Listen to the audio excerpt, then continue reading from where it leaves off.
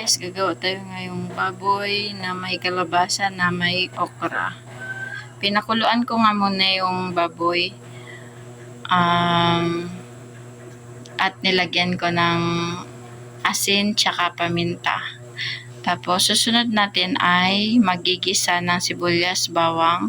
Yung pinakuluan. So, ganyan lang yung pagkahiwa ng baboy. Tapos yung pinakuluan. Tapos magigisa na tayo, guys.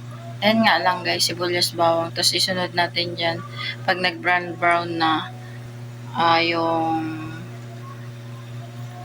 kalabasa, guys. Hindi ko naigisa, guys, yung yung baboy kasi para hindi siya tumigas, para pwedeng kainin ni Bibi Inso.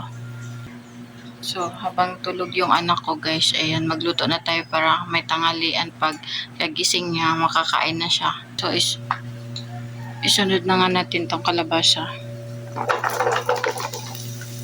Mikos-mikos lang yan, guys. Dahil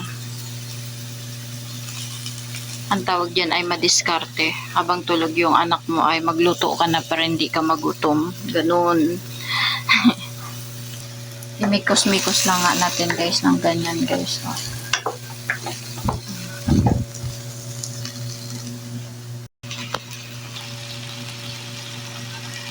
Isunod na nga natin, guys, yung okra. Mikos-mikos lang. So, ilagay ko na nga din, guys, yung baboy. Ayan. Nilagyan ko na nga din yung red sauce tsaka seasoning tsaka kunting soy sauce, guys. So sabawan na natin siya, guys, ng yung pinakuluan sa baboy na sabaw. So nilipat ko nga lang siya dyan, guys, sa lalagyan natin. Ginamit natin kanina na may sabaw at hintayin lang natin siya maluto, magkulo at ayan, luto na yan, guys. So, ayan na nga, guys. Tapos na tayo magluto ng kalabasa na may okra na may baboy. So, ayan na nga.